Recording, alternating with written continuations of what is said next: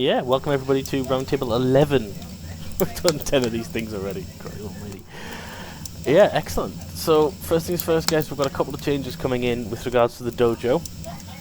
You probably can tell I've got a really bad throat at the minute, so I'm probably going to be handed over to these guys a lot tonight because it hurts. But the first thing we're going to do is we're going to be splitting the dojo up into game-specific channels. So each game is going to have their own dojo because we know how much the art guys kind of wash away everything from every other game. So we're going to give every game their own separate one so we can keep a track on that. Well, yeah, they just like to talk and talk and talk. So yeah, Ark has been dominating the dojo. And I think with the dojo, it's kind of been hijacked a little bit for general conversation too. The original thing was to have it to be able to discuss new changes and up and coming changes to the games, to Discord, and that kind of stuff. So I think we want to bring that back to its roots a little bit and just have it for discussing, balance changes, and stuff that is going on, rather than just kind of like day-to-day conversation. And what I think we'll find is, because the dojo is supposed to be like a channel that's restricted to players that participate, who are actively, kind of communicating with the community and generally just kind of like contributing a lot. So I think you'll find, for responding to queries about balance, features, games and stuff like that, most of my responses are going to now end up in the dojo. I won't be putting changes that will get lost in general chat because hardly anybody will see them. So it's kind of like slow down the conversation in the dojo, make it a bit more thoughtful and constructive, and have it towards shaping the community and the games, rather than just kind of general day-to-day chit-chat. Yeah, definitely. With that as well, guys, we are going to be getting a lot stricter in the dojos. Yeah. No, do you want to take over on that one? I think, like DJ just said, we want to change it. We want to bring it back to how it was originally conceived, which was supposed to be a sounding board and feedback from players to help shape things. And I know things get sometimes a little bit heated in there, and people are very passionate. Passion is great. We love that sort of stuff. But people have got to remember now that going forward, these channels are going to be like a privilege to be in. They're going to be sort of like, if you're in there, you're able to change things, you're able to comment on feedback. It's not a given right. I just want people to be nice to each other moving on, and hopefully it's going to make things a lot better. Cool. Yeah, definitely on that one. Just so you guys know as well, on that, we will, if it does happen, we will be removing people from the dojo if they can't keep the conversation civilized, we'll say. It'll be a temporary thing, let things cool off, and then we'll get you back in, but just be aware that if things do kind of blow up a bit, then there will be action taken to stop it from happening again in the near future. Yeah, kind of want it as a safe place for people to discuss new and up-and-coming changes and feedback on stuff that's going on the servers in the community. Exactly. Don't want it to turn into a bitch fest. Yeah. On to Ark, guys. Tam, please, for the love of God, don't call me Daddy Tom. Please don't. On to Ark. DJ, do you want to take Ark away, or do you want me to kind of cover the highlights? No, that's cool. I can quite happily deal with Ark. Right, there's a whole ton of stuff been happening in the background over the last few days, especially with the S Plus update. So, start from the top, I suppose. Gravestones are out. Controversial to a few, but that also means the get corpse command is in. Everybody has access to it. The pricing has changed slightly because we did a little review of how many Federation shards and points people are accruing, and quite frankly, we're not charging enough for stuff. So charges have been reworked a little bit. Good thing about Get Corpse, it recovers everything from a corpse bag or your corpse straight to your inventory and re-equips all items with no exceptions. Then for half the price of a get corpse, you have a track corpse. Bit more manual process, but you can do that as you get close to your coordinates for your corpse, and it'll draw a sodding great big arrow on the screen and point you at your corpse. So cheaper alternative. Obviously the prices for recovering your corpse go down as your supporter rank goes up, and the same for tracking as well. All the information on the website's been updated. With one mod going out, so we had another one coming in, which you probably won't see until the next server restart, which, judging from Wildcard, is going to be very shortly because they just released a patch. That'll be better signs. So you've got the old vanilla signs will be disappearing from the engram list, your points will be refunded, and new signs will go in at exactly the same level. They allow you to change the colours of the text, change the fonts of the text, and using them they are much more readable. You can also make the signs invisible if you want to label storage or put up big neon signs above your base. It's all pretty cool stuff. Really tiny little mod, so no impact there. Shiny Riptids, kind of one of those creatures that are semi-useless for being a shiny. So hopefully I have squashed them now and we should no longer get the shiny Euryptids. If we get any more dinos that are spawning as shinies that are not rideable, please let me know, because I have to blacklist them from the shiny list. The less dinos in the list, the more chance you have of getting something useful, so please feedback on that. New stack sizes, they went in, pretty much everything has gone up. The aim there was to have all stack sizes at least 5 times their default for most harvesting resources. That has been achieved, and I did post the list in the dojo of what's changed, but I'll repost that again later. The main resources though, things like metal, thatch, fibre, all the stuff that you harvest in the bucket loads and could potentially be transferring cross server, have had their stack sizes increased even further to 1500 a stack. Because we came across something really cool. Stack sizes are actually better for transferring. The larger the stack size, the better, because it's less stacks. I won't go into detail, but less stacks is good or is bad. Tech stove recipe should be fixed for that. It was a bit wonky. Feeding trough. I finished testing on the test servers of our modified version of the feeding trough. So it blocks resource spawns and has the circular feeding radius and works exactly like the old S Plus one used to. It's working. So now I need volunteers to test on the live servers. Ideally only a few, because I don't want everybody having hundreds of these troughs and then we find out there's a bug with them and suddenly I have to remove them from the server and everyone's dinos die. So volunteers in the dojo again please, just for maybe 3 or 4 people who are happy using some experimental tech feeding troughs. If they don't work, they will kill your dinos, so be careful. Yeah, pretty much. But I have tested them on the test servers, and they didn't kill my dinos, and they did block resource spawns. So we'll see. Hey. Yeah, happy days. Yay! Other stuff that's going in. Engram list will update after this reboot to remove old signs, add a few new things in. I didn't get a chance to reboot all the servers yesterday while working on the S Plus stuff, so not all servers have all engrams on them. Other than that, work hasn't progressed on the new food that you'll be able to feed your domination Rexes. I've got it working in principle, but because of the heat wave, it's just been like totally impossible to get that finished. Because spending a long time on the computer heats up my flat, and yeah, I can't work in 35-degree room. And other than that, oh, and one other thing. I tested crashing the server for pushing resources to dedicated storage from Striders.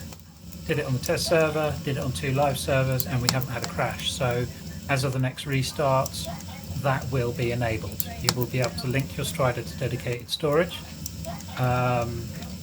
both vanilla and S+. If you're linking to S+, you need to use an S+ interface. If you're linking to vanilla, you just link to vanilla. Vanilla dedicated storage has been re-enabled and the limits have been removed off of it, and you will be able to convert between the two. The S Plus incubator, that is limited to 3, the same as the vanilla incubator. And once the bugs are worked out with the propagator, which is a cool new tool that allows you to breed dinos in soul traps,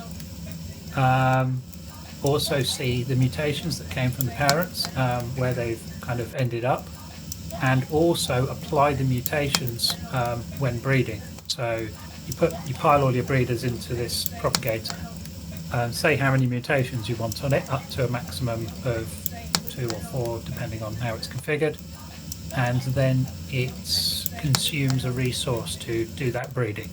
That resource will be Federation shards that work just like a tech generator or like a soul terminal. So the longer the breeding, the more resources get consumed. The more mutations you apply, the more resources get consumed. The more gender changes you do, the more resources get consumed. So it's all kind of works like that. There's a couple of bugs with it at the moment though, and the author of the mod is working on them, so I haven't enabled it because people will just get cranky. Other than that, I think that's about it really. Arc. Excellent, thank you very much for that. We've not had much of a chance to get on the last week, so we don't see much of it at the minute apart from DJ working behind the scenes. That's brilliant. Nani, a couple of things with Minecraft, I believe. We fixed a large tick rate issue last week. It seems there's been a build-up of animals. Pigs seem to be involved, and chickens and hens and cows and all sorts of things. Thank you to those who reported it, and I am happy to say over the past few days we seem to be stable again, no issues, so that's cool going forwards. Also Minecraft, we found an issue with stage 4 to stage 5 transition. You should be given the stage 5 entry quest for building a rocket, but it seems this is not quite working as intended. So in the meantime, if you are struggling to get from stage 4 to stage 5, put a support ticket in and we'll sort you out. And that's it for Minecraft this week. Does that mean players are not getting a rocket in their pocket? They're getting the rocket, but yeah, no pocket. Or maybe yeah. Well, that's a whole different euphemism right there. Excellent. On to 7 days, guys. Work is continuing on Season 5. I'm doing as much as I can, as fast as I can, but we've got 7 days working at the same time, so... Not 7 days, sorry, Darkness Falls going at the same time, so we're having to kind of split time between them. Sorry, what? Darkness Falls? What's that? Ow! Don't make me laugh, I hate you. Darkness Falls, guys, we were going to cover later on in the roundtable, but it is a total conversion mod for 7 Days to Die, adding massive amounts of content to the game. So we will be bringing up a Darkness Falls total conversion server for our 7 Days supporters, so they've got something a bit longer term to use rather than having to play solely on the monthly competitive server. We've been playing it for the last week. Kay, John, myself, and a little bit of Stealth have been playing it. Carol as well, just to kind of test it out and that kind of stuff. And it is immense fun as long as you don't mind dying a lot.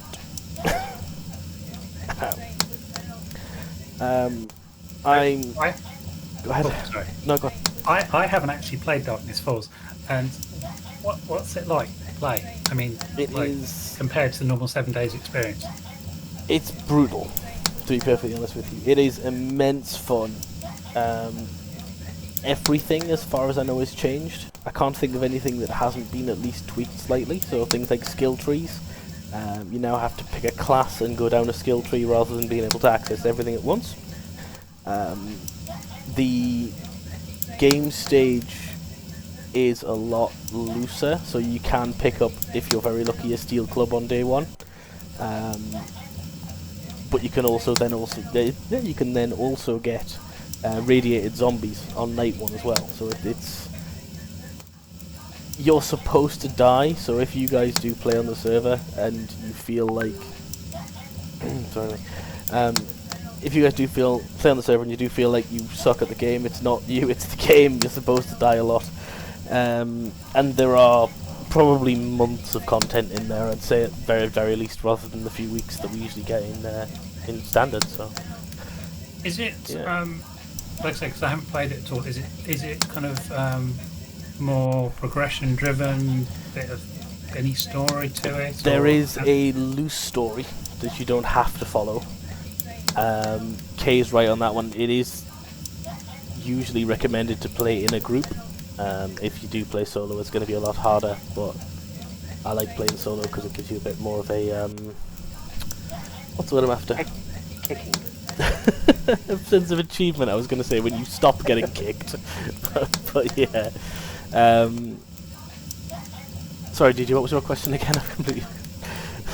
I'm full of flu, guys. Sorry. Does it have a storyline or some progression to it? Yes, there is a loose storyline. You can progress through it, and to progress to the end game content, you do have to do the story-related content, but you don't actually have to follow the story to do it. So to me, it sounds like a much more kind of progression, structure-driven version of 7 Days that kind of guides the players through a much harsher, in quotes, real-world experience. Kind of, to be honest with you, we keep using the analogy that 7 Days isn't like Ark. Darkness Falls is a lot more like Ark, where you've got a story there, but it's up to you whether you want to choose to follow it, and you do have to do certain things along the way to get there. But there's a lot of choice, early game choice, that will make a big difference as you go through as well, which is a nice challenge to go alongside everything else. That sounds pretty cool. Yeah, you should get on. At some point, when we're not massively busy, we can get you on. Excellent, brilliant. Back to normal 7 Days, guys. I'm currently working on the last few bits of POIs and prefabs. No, hang on. Say the words. Sorry, what? Say the words. Which words? Follow the notes. I'm getting to that, and you're wrong. I'm currently working on quote-unquote Narnies. Genius idea to put together a modular walled community. Oh, my idea. With plots for supporters to build on in a safe environment, essentially. So we'll have shared power, there's going to be no zombies, and it's going to be a safe area, but it's not going to be a zombie shooting gallery, so you guys can't just sit on top of the walls and pew zombies all day and night. Apparently it's his idea, but it's definitely mine. That was a mistake. We've got the brand new WNG Horde base coming through with Season 5 as well, as always. This one... Do we have a sneak peek picture? You can if you'd like. I shall grab one shortly. I'll see if I can grab the preview for you. Well, now he tells you the rest. The new base, guys, just so you know, is a passive base. It doesn't do any damage at all, but it does slow the zombies down quite a lot to make it easier for you guys to kill them. So if you're worried about the base stealing your kills, don't be this season. It won't be.